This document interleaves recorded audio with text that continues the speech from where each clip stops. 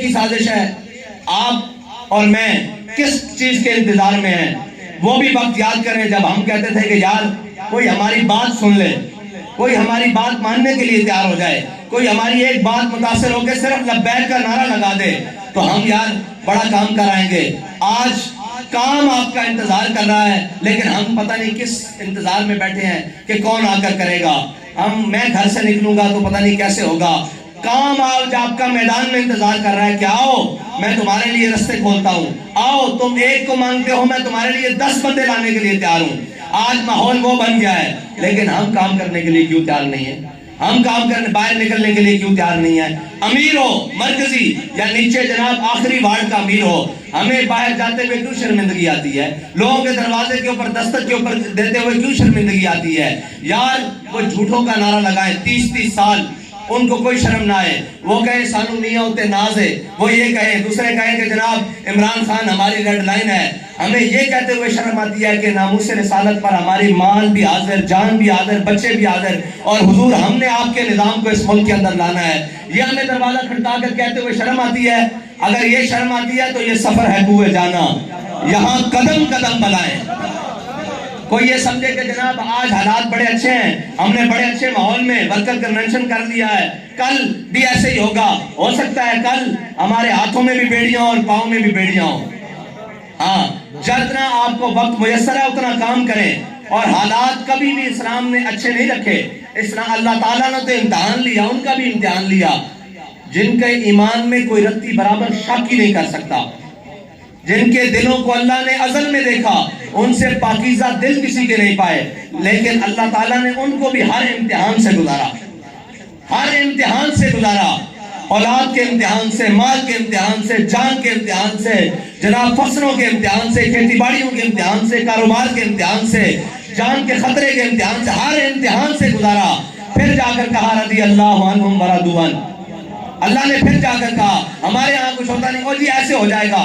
یار ہو جائے گا پھر کیا ہوگا؟ پھر کیا ہوگا؟ کچھ بھی نہیں ہوگا.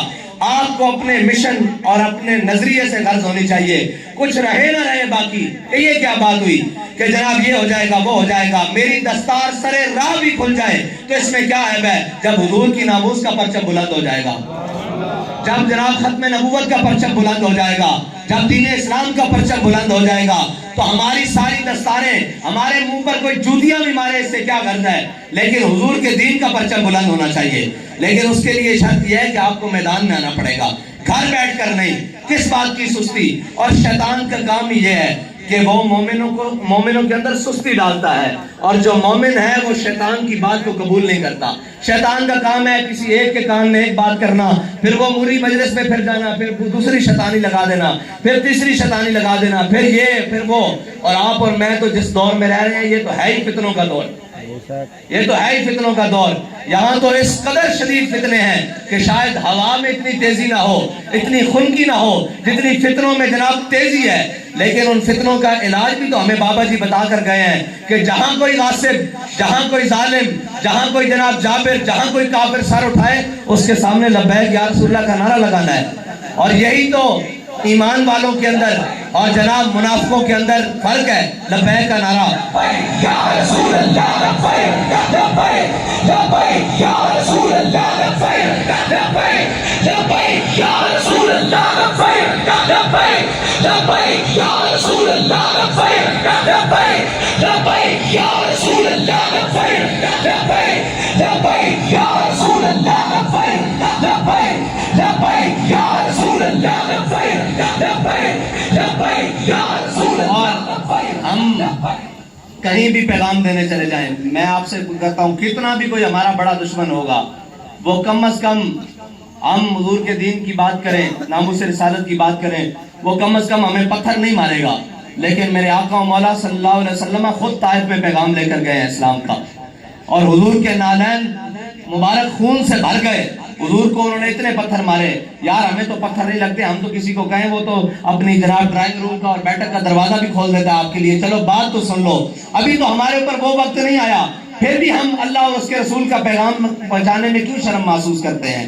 شرم اور باتوں میں بڑی, لیکن رب اور رسول کا جب نام آ جائے تو ہر چیز سے بیگانہ ہو کے اور دیوانہ ہو کر حضور کا نام لو اور حضور کا پیغام بچاؤ، ایک دفعہ جھٹلائے گا، 2 دفعہ جھٹلائے گا، کتنی بار جھٹلائے گا، آخر میں آ کے وہ کہنے شروع ہو جائے گا یار یہ اپنے بات میں سچے ہیں، ان کی بات سن تو لو ایک دفعہ۔ جس کی بات کیا کافروں نے کہا تھا؟ انہوں نے کہا تھا محمد عربی کی بات سننی نہیں، کانوں میں روئی ڈال کے جانا، اگر سن لی تو پھر آپ ان پر ایمان لائے بغیر رہ نہیں سکتے۔ اسی طرح بابا جی کا پیغام ہے، جس نے سنا نہیں اس کے دل پہ تو اثر نہیں کیا، جس نے ایک دفعہ سن لیا اس کا دل موم ضرور ہوا۔ اور حق کے پیغام میں بڑی طاقت ہے، بڑی جناب رکت ہے اور بڑی تیزی ہے اور بڑا کمال ہے، لیکن اس کو پہنچانے والے کے اندر کم از کم کردار کے اندر تو خالصیت ہونی چاہیے نا، اور جناب جذبے کے اندر تو خالص ہونا چاہیے کہ میں اللہ اور اس کے رسول کے لیے نکلا ہوں، مت کسی امیر کے لیے نکلیں، مت کسی جناب کسی کے کہنے پر نکلیں، لیکن بحیثیت انسان، بحیثیت حضور کا غلام، بحیثیت تحریک لبیک پاکستان کے کارکن کے آپ کی ذمہ داریاں کیا ہیں؟ ہمیشہ چھوٹا یہ پوچھے گا کہ آپ کی ذمہ داری کیا ہے؟ ہماری ذمہ داریاں یہی ہیں کہ آپ کے مشن کو کہیں نہیں بیچنا، نہ آپ کے جناب نظریوں کو کہیں بیچنا ہے، نہ آپ کے جناب جذبات کو کہیں بیچنا ہے، لیکن آپ کی ذمہ داری یہ ہے کہ آپ جا کر اپنے چھوٹوں سے پیار کریں، اپنے رہنے والوں کو اس مشن کے اوپر لے کر آئیں اور ان کو بتائیں کہ جناب حق کا راستہ یہ ہے۔ اور یاد رکھیے گا اللہ بے نیاز ہے اس بات سے کہ آپ اور میں کام کریں اس کے دین کا یا نہیں، یہ بے نیاز ہے۔ اللہ اگر کام لینے پر آئے تو وہ تو ہاتھیوں سے لے لیتا ہے، وہ تو جانوروں سے لے لیتا ہے، وہ تو ابابیلوں سے لے لیتا ہے، وہ تو منگولوں کے کتوں سے لے لیتا ہے۔ جب وہ کام لینے کے لیے آئے وہ تو لنگڑے مچھر سے نمرود کو مروا دیتا ہے۔ وہ آپ کا میرا تو محتاج نہیں ہے، یہ تو میرا امتحان اور آپ کا امتحان ہے کہ ہم نے کس کو راضی کرنا ہے اور کس طرح کام کرنا ہے۔ لیکن آج کے بعد آپ جائیں اور جا کر پیغام دیں، گھر گھر میں، گلی گلی میں پیغام دیں، اور یہ کہ ایک دوسرے کی ٹانگیں کھینچنے کی بجائے، عہدوں کی لالچ کی بجائے یہ کہیں کہ بھائی عہدہ ملے نہ ملے، میری ذمہ داری ہے بحیثیت کارکن کے، بحیثیت ذمہ دار کے، بحیثیت رکن کے، میری ذمہ داری ہے کہ تحریک کی بہتری کے لیے جو بھی کام ہے میں اس کو کروں۔ لیکن اگر نظم کی بات آ جائے تو اپنے بڑوں کی باتیں یاد رکھنا، جو اپنے بڑوں کی نہیں سنتا پھر وہ ساری زندگی سب کی سنتا ہے، پھر اس کو سب کی سننی پڑتی ہیں، اور جو اپنے بڑوں کی سنتا ہے اس کو پھر ساری زندگی کسی کی سننی نہیں پڑتی۔ یہ یاد رکھنا، اگر آپ اپنے نظم میں قائم ہو کر آ کر تحریک کی بہتری کے لیے صبح شام، اور یاد رکھنا ہمارے بڑے لوگ عجیب ہیں اور جناب یہ ایسے ہو گیا ویسے ہوگا، یاد رکھنا کام کرنے والوں سے غلطیاں ہوتی ہیں، ویلے آدمی کبھی غلطی نہیں کرتا۔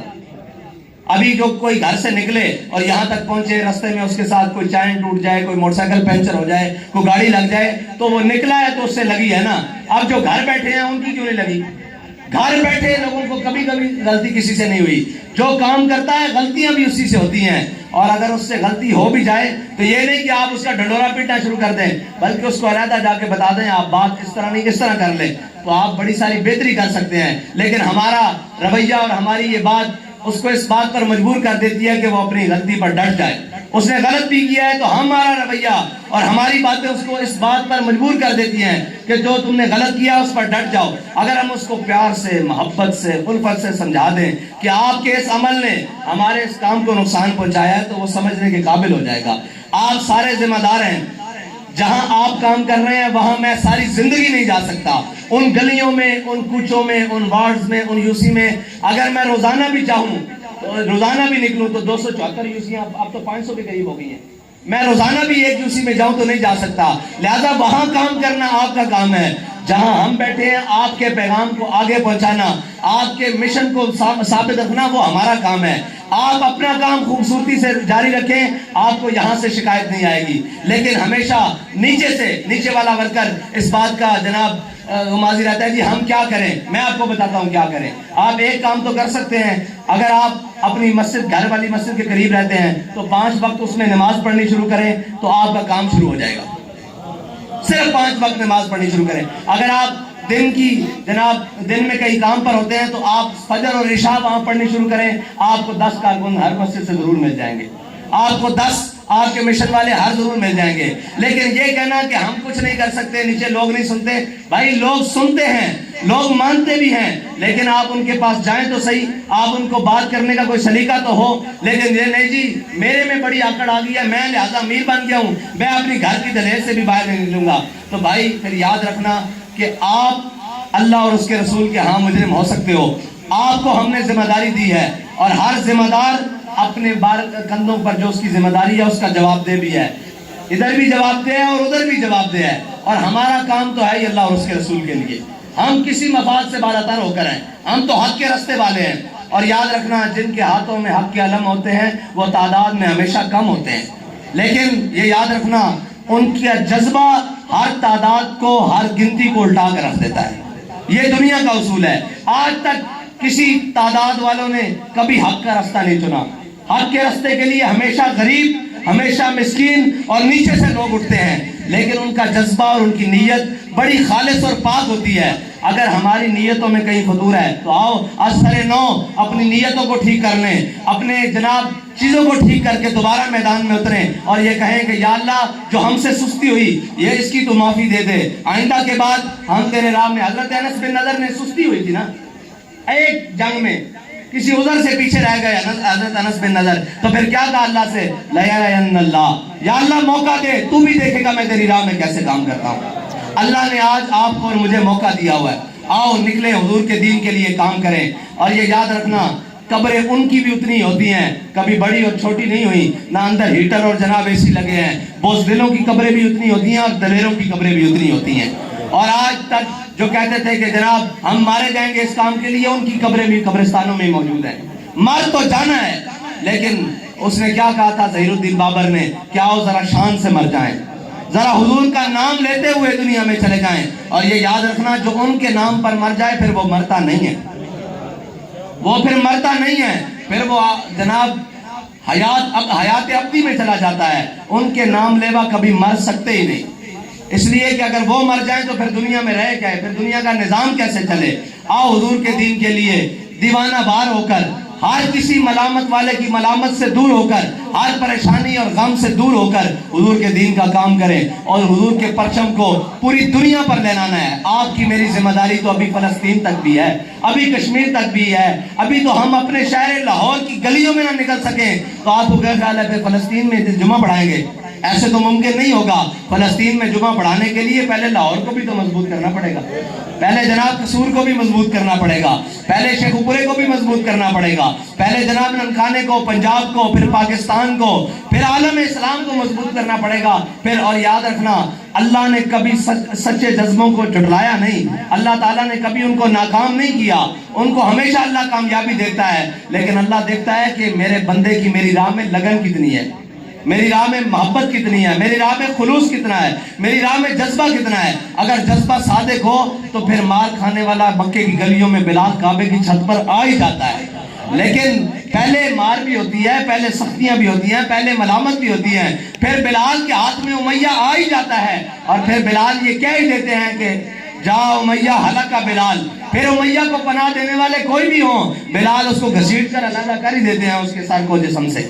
ہاں یہ وقت آ ہی جاتا ہے, لیکن اس سے پہلے مشکلات کو, پریشانیوں کو سامنا کرنا پڑتا ہے. اللہ تعالیٰ مجھے اور آپ کو حضور کی خالص محبت عطا فرمائے اور حضور کے دین کے لیے ہمیں اپنا جان, مال, وقت ہر کچھ صرف کرنے کی توفیق عطا فرمائے. اور رہی بات دنیا سے راضی جانے کی, دنیا سے کام کر, دنیا کے کاموں کی, تو دنیا سے راضی فرعون بھی نہیں گیا, دنیا سے راضی نمرود بھی نہیں گیا, دنیا سے راضی حامان اور قارون بھی نہیں گئے. یہ دنیا بڑی جناب عجیب ہے. کیا ہے, جدد السفینہ تفی بحر عمیقن, اے یا ابا ذر جدد السفینہ تفی بحر عمیقن, اے ابو ذر یہ دنیا کے جناب سمندر بڑا ہی گہرا ہے, اس میں اپنی کشتی کو حق کے راستے پر رکھنا. اور اگر وہ حق کے راستے پر ہوئی تو وہ کنارے میں ضرور لگے گی, اور اگر وہ حق کے راستے پہ نہ ہوئی تو دنیا اس کو اپنے اندر غرق کر لے گی. یہ زندگی بھی ایسے ہی ہے جناب کشتی کی طرح, اور دنیا جناب سمندر ہے, اس سے کوئی بھی راضی نہیں گیا. آج تک ہمارے جناب بڑے کہتے تھے پوری کسی دی نہیں پئی, پنجابی دلولہ میں پوری آج تک کسی دی نہیں پئی اور نہ پہنی. یہ دنیا دا اصول ہے. ہاں پوری اس دی پہنی جڑا اللہ دے راستے تے لگ پیندا, پھر رات فرماندا میں اس دے کماں نوں لگ پیندا, اس دے سارے کم میں کردا. اللہ دے راستے وچ کچھ آ کے تے دیکھو, کچھ اپنا وقت دے کے تے دیکھو, اور چمن میں میری تلخ نوائی گوارا کر. اقبال کہتا ہے چمن میں میری تلخ لوائی گوارا کر کہ زہر بھی کرتا ہے کبھی کار تریاکی. اقبال کہندا کدی کدی زہر بھی موت تو بچن دا سبب بن جاندا. اے ساڈیاں سخت گلاں اور نرم گلاں انہاں نوں اپنے دلاں وچ بھی جگہ دیو اور اپنے عمل وچ بھی جگہ دیو.